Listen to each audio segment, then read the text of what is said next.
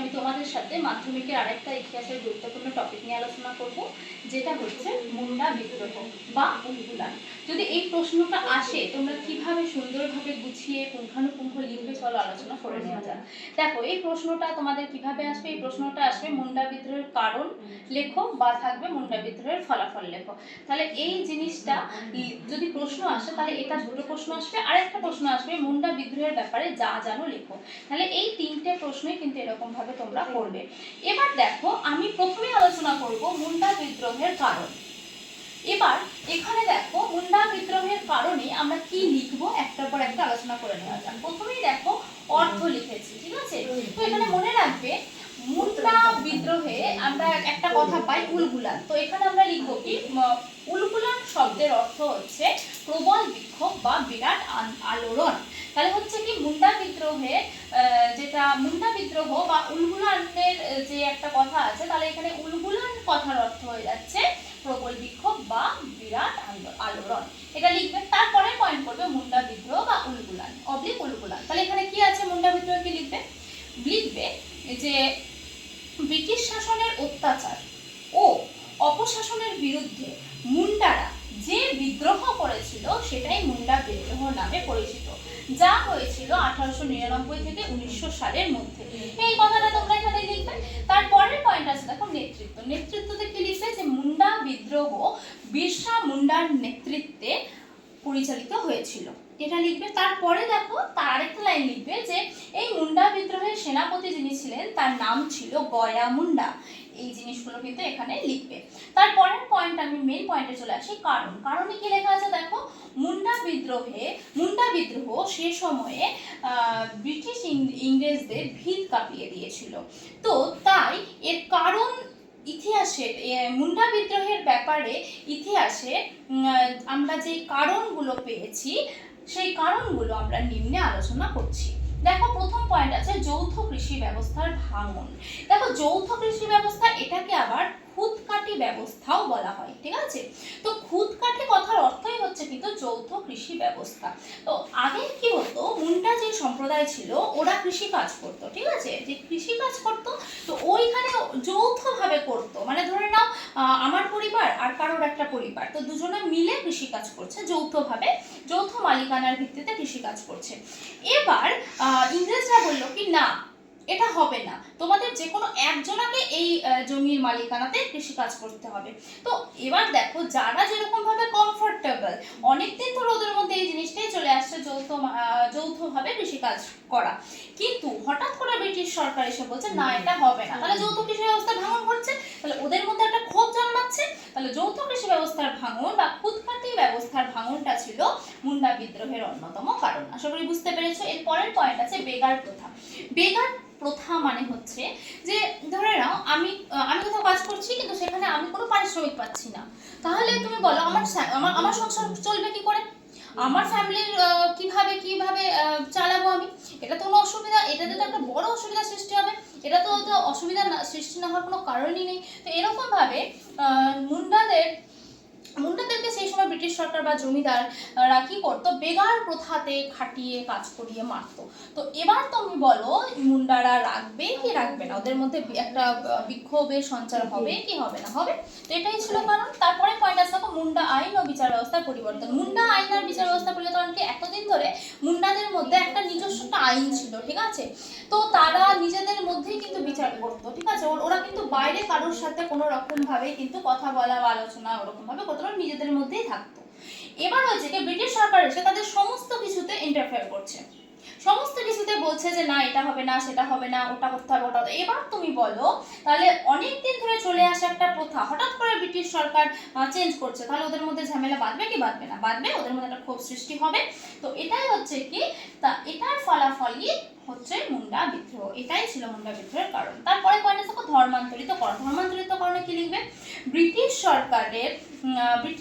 সরকার আসার সাথে সাথে খ্রিস্টান মিশনারিরাও সেই মুন্ডাদের অঞ্চলে আসতে শুরু করে।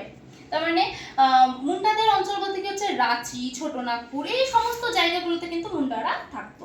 তো এই জায়গাগুলোতে যখন আসতে শুরু করে, তো এবার ওখানে খ্রিস্টান যারা ধর্মাবলম্বী ছিল, খ্রিস্টান যারা যাজক ছিল, ওরা কি করতো, এই মুন্ডা উপজাতিদেরকে খ্রিস্টান ধর্মে দীক্ষিত করার জন্য কিন্তু তাদেরকে বলতো। এবার কোনো রকম ভাবে আমি কোনো একটা সম্প্রদায়ের মানুষ আছি, একটা অন্য সম্প্রদায়ের মানুষ এসে আমাকে বলছে তোমার ধর্মটাকে তুমি চেঞ্জ করো, ঠিক আছে। তো আমি কি সহজে, আমি যদি মানি তো ঠিক আছে, কিন্তু আমি কি সহজেই মানতে চাইবো না। আমি যদি না মানতে চাই আর আমাকে যদি জোর করে বলে না, তো আমাকে করতেই হবে, মানে ইনডাইরেক্টলি যেভাবেই হোক আমাকে বোঝাচ্ছে আমাকে করতে হবে। তো ধর্মান্তরিত করানোর চেষ্টা করতে গেলে তো আমার মধ্যে একটা ক্ষোভ সঞ্চার হবে, তাই না?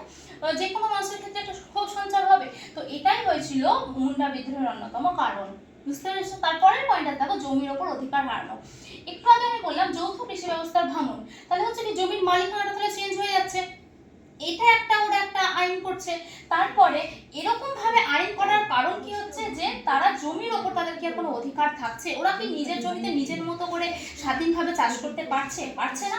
তো এই সমস্ত কারণগুলোই হচ্ছে কি মুন্ডা বিদ্রোহের প্রেক্ষাপটটাকে তৈরি করেছিল। আশা করি বুঝতে পেরেছো। এরপরে চলে আসলাম একেবারে শেষ পয়েন্ট, অর্থাৎ মূল্যায়নে কি লেখা আছে দেখো, অধ্যাপক সুমিত সরকারের মতে, বুঝতে পেরেছো, অধ্যাপক সুমিত সরকারের মতে মুন্ডা বিদ্রোহের আসল গুরুত্ব ছিল বিশ্বের নেতৃত্বে মুন্ডাদের সাম্রাজ্যবাদ বিরোধিতার বহিঃপ্রকাশ। তো এখানে হচ্ছে কি, যে এটা কিন্তু সুমিত সরকারের মতটা তোমরা দেবে, সুমিত সরকারের মতটা কিন্তু খুব ইম্পর্টেন্ট।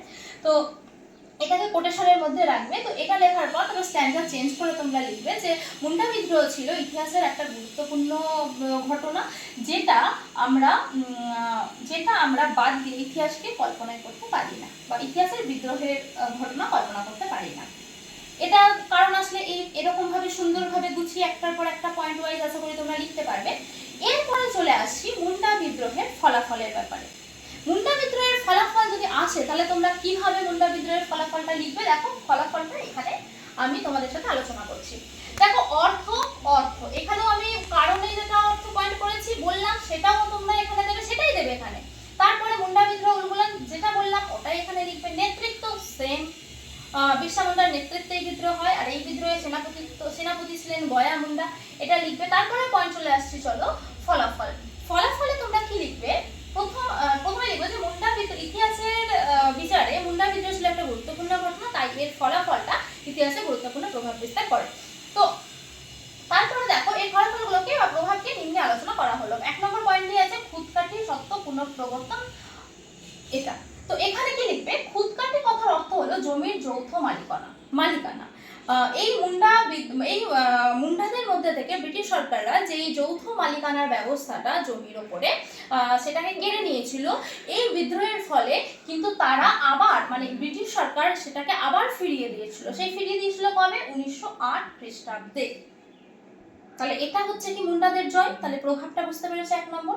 2 নম্বর পয়েন্ট আছে তানা ভকত আন্দোলন। আচ্ছা, তানা ভকত আন্দোলনটা কি, ছোটনাগপুরের একটা সম্প্রদায় ছিল, আগেই বলে দিই যে মুন্ডা বিদ্রোহটা মুন্ডারা ছিল কিন্তু মেনলি রাঁচি ছোটনাগপুর এরিয়ার লোক, ঠিক আছে। তাহলে হচ্ছে কি এই ছোটনাগপুরের ওরাও বলে একটা সম্প্রদায় ছিল, ওই সম্প্রদায় এই মুন্ডা বিদ্রোহ থেকে ইন্সপায়ার হয়ে, মুন্ডা বিদ্রোহ থেকে কি বলবো রসদ সঞ্চয় করে ওরা কিন্তু এই তানা করেছিল, এটা লিখবে। তারপরের পয়েন্ট আছে দেখো প্রজাসত্ব আইন পাস মানে কি হচ্ছে, যে এই মুন্ডা বিদ্রোহের ফলে ব্রিটিশ সরকার একটা আইন পাস করেছিল, যেটা হচ্ছে 1908 সালে প্রজাসত্ব আইন বলে একটা আইন পাস করেছিল, যেখানে এই মুন্ডাদের ওপরে যে সমস্ত আইনগুলো জোরপূর্বক চাপিয়ে দেওয়া হয়েছিল সেগুলোকে কিন্তু আবার তুলে নেওয়া হয়, আর তাদের প্রজাসত্ব আইন পাস তাদেরকে তাদের মতো করে আইন বানিয়ে দেওয়া হয়েছে, তাদের মতো করে একটা আইন বানানো হয়েছিল। তারপরের পয়েন্ট আছে দেখো 4 নম্বর বেগার প্রথার অবসান। বেগার প্রথা মানে কি হচ্ছে, এই যে টাকা পয়সা আমি কাজ করছি কিন্তু আমি কোনো পারিশ্রমিক পাচ্ছি না, তাহলে এই যে প্রথাটা বেগার প্রথার অবসান ঘটানো হয়েছিল এই মুন্ডা বিদ্রোহের ফলে। আশা করি বুঝতে পেরেছো। এই পয়েন্টগুলো এখানে সুন্দরভাবে তোমরা লিখবে ফলাফল আসলে। আর মূল্যায়নে তোমরা কি লিখবে, একটু আগেই আমি বললাম মূল্যায়নে দেখো আমি এখানে বলেছিলাম অধ্যাপক সুমিত সরকার যে কথাটা বলেছিলাম এটা এখানে লিখবে। তারপরে এখানে তোমরা স্ট্যান্ডার্ড চেঞ্জ করে লিখবে যে মুন্ডা বিদ্রোহ ছিল ইতিহাসের নিরিখে একটা গুরুত্বপূর্ণ বিদ্রোহ, যেটা ভারতের স্বাধীনতা সংগ্রামের পথকে প্রশস্ত করেছিল। এটাই তোমরা লিখবে। আশা করি তোমাদের যদি এই প্রশ্নটা আসে কারণ আর ফলাফল তোমরা দুটোই লিখতে পারবে। এরকমভাবে সুন্দরভাবে পার্ট পার্ট করে লিখবে। যদি প্রশ্ন দেয় বড় তখন তোমরা এখান থেকে কিছুটা পয়েন্ট, ওখান থেকে কিছুটা পয়েন্ট, এইভাবে করে লিখতে পারবে। আশা করি তোমরা আজকের এই ভিডিওটা বুঝতে পেরেছো, তোমাদের ভালো লেগেছে। যদি ভিডিওটা ভালো লাগে do like channel, subscribe this channel, আর পাশে থাকা নোটিফিকেশন বেল আইকনটি অবশ্যই প্রেস করে দিও যাতে করে আমার পরবর্তী সমস্ত ভিডিও তোমাদের কাছে সঠিক সময় পৌঁছে যায়। ধন্যবাদ।